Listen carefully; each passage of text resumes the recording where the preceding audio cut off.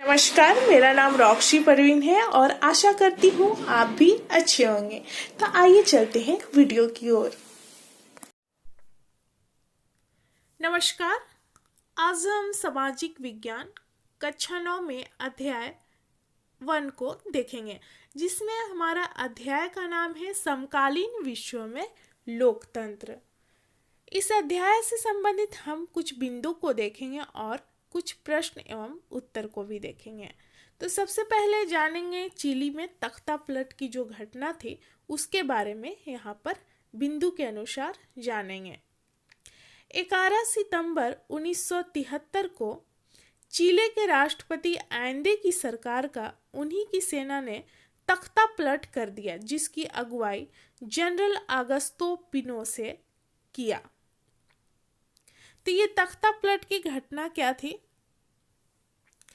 आंदे जो थे वो राष्ट्रपति के पद पे थे, लेकिन फौजों ने उनके उन पद से उन्हें हटने को कहा, लेकिन वो ऐसा करने से इनकार कर दिया। उसके बाद क्या हुआ कि फौज ने राष्ट्रपति आंदे के निवास को घेर लिया और बम बरसाने लगे। इस फौजी हमले में राष्ट्रपति आंदे की मौत हो जाती है। दूसरा बिंदु देखेंगे कि तख्ता पलट के बाद जनरल आगस्तो पिनोशे चिली के राष्ट्रपति बने, क्योंकि यहाँ पर जो राष्ट्रपति के पद पर आंदे थे उनकी हत्या कर दी गई फौजों के द्वारा। वो उन्हें पद से हटने के लिए कहा गया, लेकिन वो नहीं माने उस बात को। उसके बाद बमबारी किया गया और उनकी मृत्यु हो गई। इस तख्ता पलट के लिए सैन्य शासकों को अमेरिका का साथ था। ये सैन्य शासक को अमेरिका साथ दे रहा था, क्योंकि अमेरिका की सरकार आंदे के शासन से खुश नहीं थी, इसलिए वो यहाँ सपोर्ट कर रहा था। पिनोशे की सरकार ने आंदे के समर्थक और लोकतंत्र की मांग करने वालों का दमन किया और उनकी हत्या भी करवा दी गई। आंदे के जो समर्थक थे और जो लोकतंत्र की मांग कर रहे थे, क्योंकि आंदे भी यहाँ पर लोकतंत्र के समर्थक थे, तो यहाँ पर पिनोशे ने क्या किया कि उन लोगों की हत्या करवा दी। वे सभी फौजी अधिकारी जिन्होंने तख्ता पलट में शामिल होने से इनकार कर दिया था, उनकी भी हत्या करा दी गई।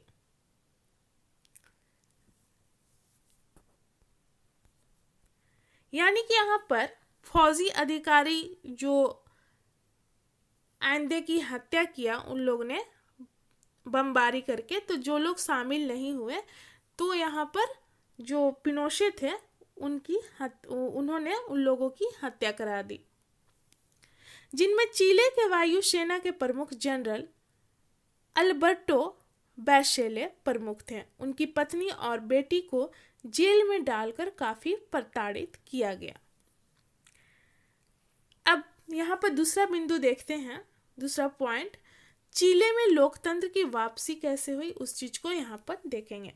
17 वर्ष के शासन के बाद पिनोशे का सैनिक शासन 1988 में समाप्त हो गया। यहाँ पर पिनोशे का जो शासन था 1988 में समाप्त हो गया। आंदे की मृत्यु के बाद, जो कि बमबारी करके उनकी मृत्यु की गई, तो उसके बाद पिनोशे यहाँ के शासक बना, लेकिन 1988 में यहाँ पर उसका शासन समाप्त हो गया, जब उन्होंने जनमत संग्रह कराने का फैसला लिया। लोगों ने उनके सैन्य शासन को नकार दिया, पिनोशे के सैन्य शासन को नकार दिया और उसके बाद लोकतंत्र की स्थापना की गई। सैन्य शासन के अंत के बाद जनरल बैसले की बेटी मिशेल बैसले चिली की राष्ट्रपति चुनी गई, जो एक लोकतांत्रिक सरकार का संगठन की। लोकतांत्रिक सरकार द्वारा कराए गए जांच में पाया गया कि पिनोशे सरकार सिर्फ क्रूर ही नहीं था, अपितु उसने भ्रष्टाचार भी किया था। आंदे की मृत्यु के बाद पिनोशे की सरकार बनी, जो कि अच्छी नहीं थी। और उसके बाद यहाँ पर देखिए कि यहाँ पर सैन्य शासन को समाप्त कर दिया गया और लोकतंत्र की स्थापना की गई, जिसमें जनरल बैसले की बेटी ने राष्ट्रपति के पद पर उनको चुना गया, मिशेल बैसले को।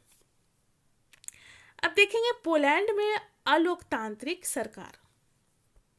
यहाँ पर लोकतंत्र नहीं है, अलोकतांत्रिक। 1980 में पोलैंड पर जारुजेल्स्की के नेतृत्व में पोलिश यूनाइटेड वर्कर्स पार्टी का शासन था, जो मजदूर वर्ग के नाम पर शासन चला रहा था। पोलिश यूनाइटेड वर्कर्स पार्टी उन साम्यवादी दलों में से एक था जो तब पूर्वी यूरोप के अनेक देशों पर शासन करते थे। इन साम्यवादी शासन वाले देशों में किसी अन्य राजनीतिक दल की राजनीति में भाग लेने की अनुमति नहीं थी। साम्यवादी शासन था, इसलिए अन्य राजनीतिक दल में भाग लेने की अनुमति नहीं थी राजनीतिक दल को। लोग साम्यवादी शासन या अधिकारियों का चुनाव अपनी इच्छा से नहीं कर सकते थे। नेता या पार्टी या सरकार के खिलाफ आवाज उठाने वाले को जेल में डाल दिया जाता था। ये सब अलोकतांत्रिक सरकार के लक्षण भी है। लोकतंत्र में ही आप अपना इच्छा प्रकट कर सकते हैं या सरकार के खिलाफ आवाज उठा सकते हैं, जबकि अलोकतांत्रिक कंट्री में ऐसा नहीं होता है। पोलैंड की सरकार को एक बड़े साम्यवादी देश सोवियत संघ का समर्थन हासिल था। सोवियत संघ भी साम्यवादी देश था और वही इस पर नियंत्रण भी करता था। जनरल जारुजेल्स्की ने आंदोलनों और अपनी आलोचना से घबराकर दिसंबर 1981 में मार्शल लॉ घोषित कर दिया। अब पोलैंड में लोकतंत्र देखेंगे। अलोकतांत्रिक को हमने देख लिया। लेनिन जहाज कारखाना के मजदूरों ने हड़ताल किया, जिसका नेतृत्व बाद में लेक वालेशा ने किया, जो एक पेशे से इलेक्ट्रीशियन था। बाद में वह पोलैंड का राष्ट्रपति चुना गया। पोलैंड में कानून के अनुसार हड़ताल की इजाजत नहीं थी, क्योंकि देश में शासक दल से अलग किसी स्वतंत्र मजदूर संघ की अनुमति नहीं थी। जब हड़ताल को समर्थन मिलना शुरू हो गया तो मजदूरों ने अन्य बड़ी मांगें शुरू कर दी, जो कि निम्न थी। स्वतंत्र मजदूर संघ बनाने की मांग की, राजनैतिक बंदियों को रिहा किया जाए और प्रेस पर लगी सेंसरशिप हटाई जाए। अब अभ्यास से संबंधित हम प्रश्न देखेंगे, जो कि 1 नंबर का प्रश्न ऑब्जेक्टिव में पूछा जाता है एग्जाम में। प्रश्न है, चिली में किसके द्वारा और कब सरकार का तख्ता पलट किया गया? तो चिली में 11 सितंबर 1973 में आगस्तो पिनोशो ने वहां के सरकार का तख्ता पलटा। सार्वभौमिक वयस्क मताधिकार क्या है, किसे कहते हैं? तो 18 वर्ष या उससे अधिक आयु के सभी नागरिक को, यानी कि हम देखते हैं कि जिन्होंने 18 वर्ष की आयु प्राप्त कर ली, उनको वोट देने का अधिकार रहता है। वो सरकार को चुन सकते हैं।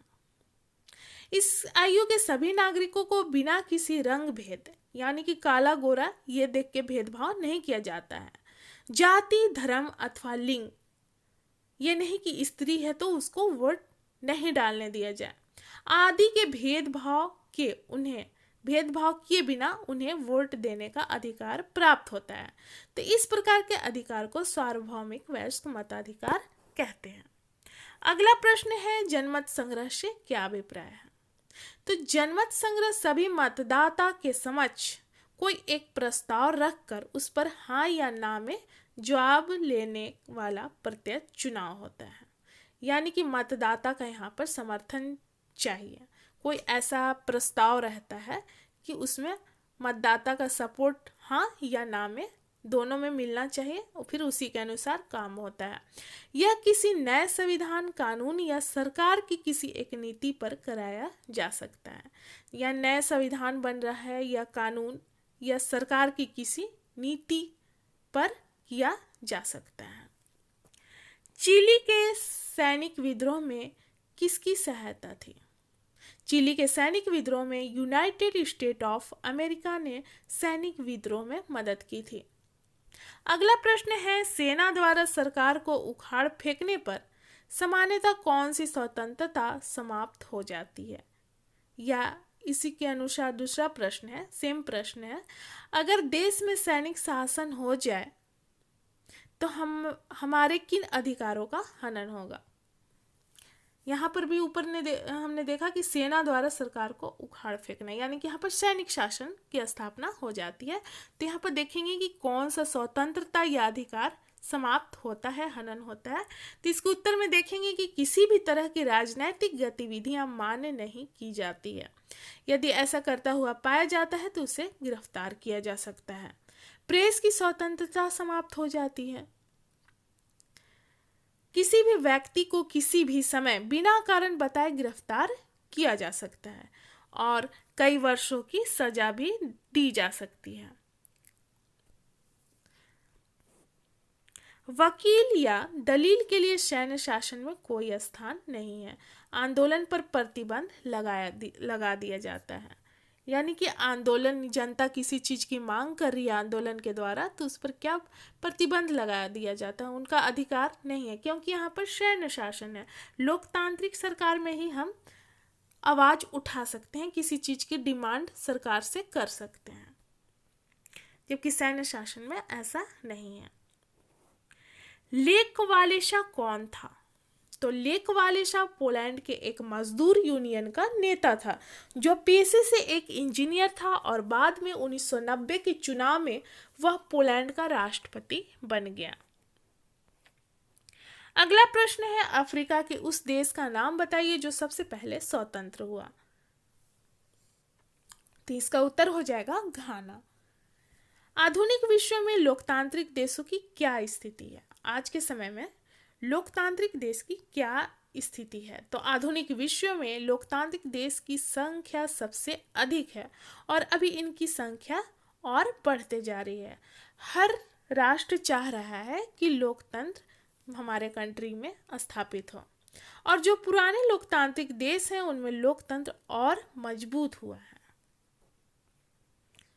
क्योंकि राजशाही शासन में कोई फायदा नहीं है, तानाशाही में भी कोई फायदा नहीं है, क्योंकि उसमें राजा या सैनिक जैसे चाहे वैसा ही करा सकता है।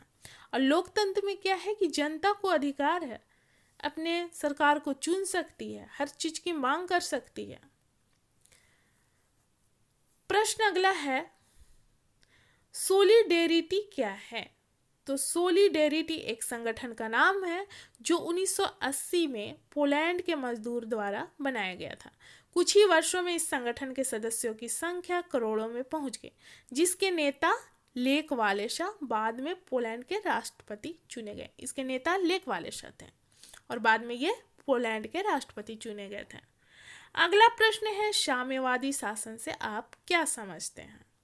तो किसी देश की साम्यवादी पार्टी द्वारा चलाया गया शासन जिसमें अन्य पार्टी को शासन या सत्ता के लिए प्रयास करने की इजाजत नहीं होती है, अन्य पार्टी इसमें शामिल नहीं हो सकता है।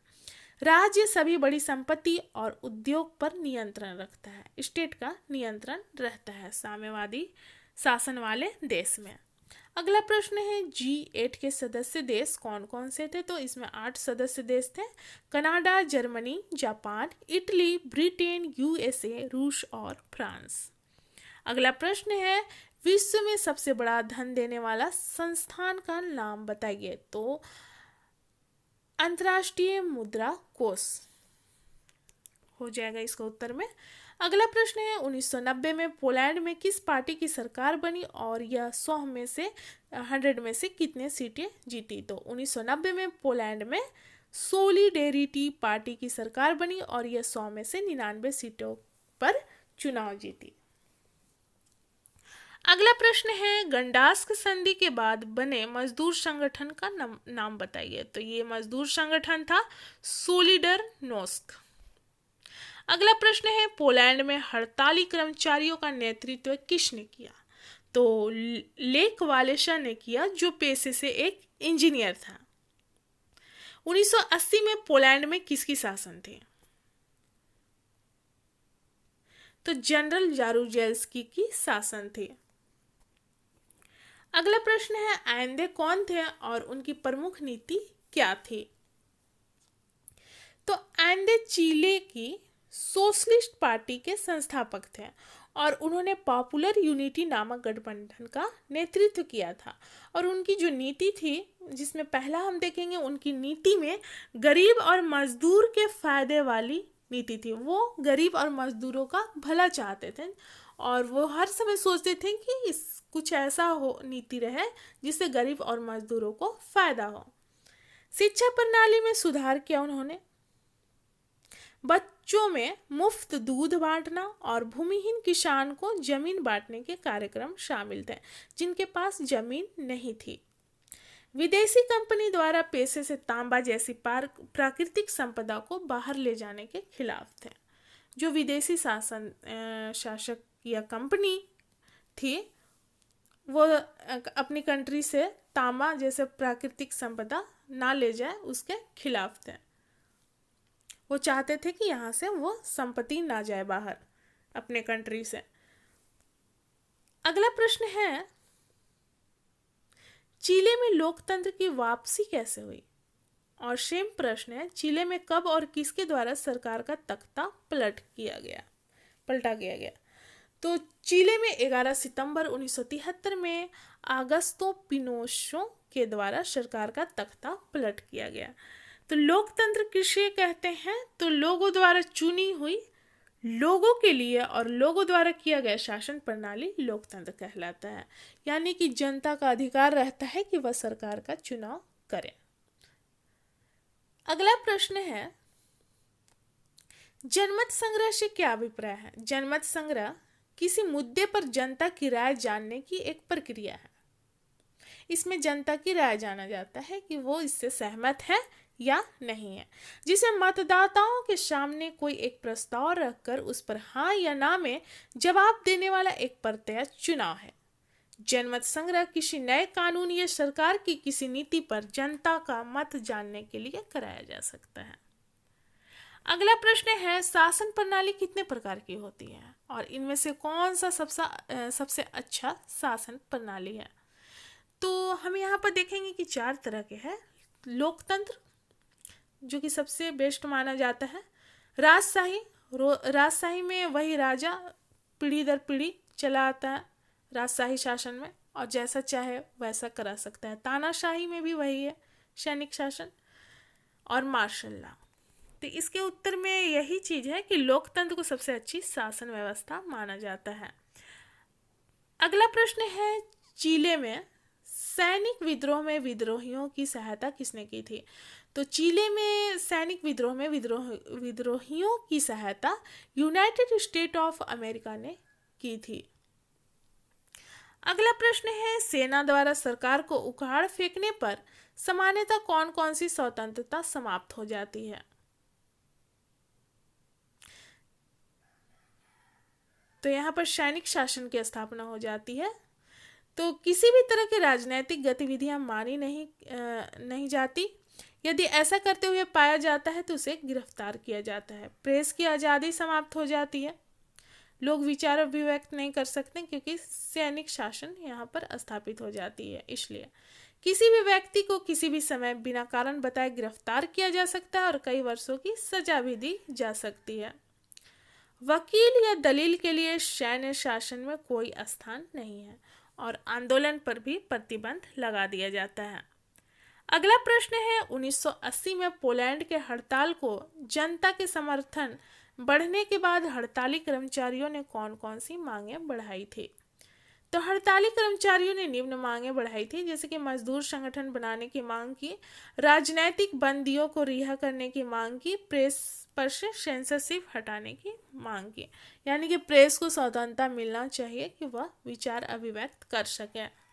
अगला प्रश्न है, पोलिश यूनाइटेड पार्टी की वे कौन कौन सी अलोकतांत्रिक कार्य थे जिसके कारण जनता उसकी सरकार के विरुद्ध हो गई?